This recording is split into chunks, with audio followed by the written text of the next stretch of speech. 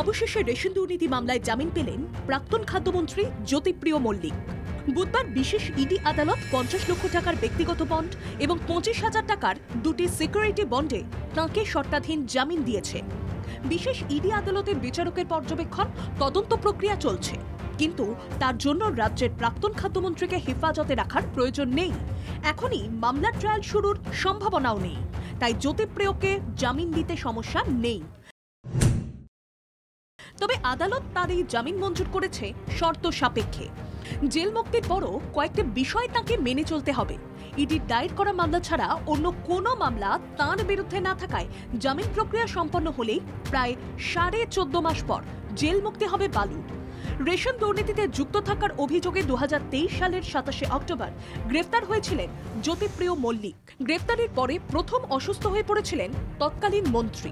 হাসপাতালে কিছুদিন থাকতে হয় তাঁকে। সেখান থেকে সুস্থ হয়ে জেলে যান তিনি। সেই থেকে জেলেই ছিলেন। বেশ কয়েকবার আদালতে জামিনের আবেদন করেছিলেন প্রাক্তন মন্ত্রী, কিন্তু প্রতিবার প্রভাবশালী তথ্য তুলে ধরে তাঁর জামিন বিরোধিতা করেছিল ইডি। তাদের দাবি ছিল জ্যোতিপ্রিয়কে জামিন দিলে তিনি তদন্তে প্রভাব খাটাতে পারেন। এই মামলায় আগেই জামিন পেয়েছে বাকিবুর রহমান, শঙ্করাঢ্য, আনিসুর রহমানরা। একমাত্র একা জ্যোতিপ্রিয়র ক্ষেত্রে জামিন মিলছিল না। আদালতে জ্যোতিপ্রিয়র আইনজীবী অন্যদের জামিনের বিষয়টি হাতিয়ার করে তাঁর মক্কেলের মুক্তির পক্ষে সওয়াল করেন। জেলে থাকাকালীন বেশ অসুস্থ হয়ে পড়েন বালু, তাই জেলের বাইরে চিকিৎসার প্রয়োজন।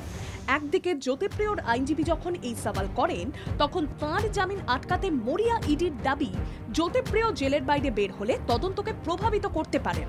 উভয় পক্ষের সওয়াল শুনে একাধিক শর্ত দিয়ে বিচারক জামিন মঞ্জুর করেন জ্যোতিপ্রিয়র।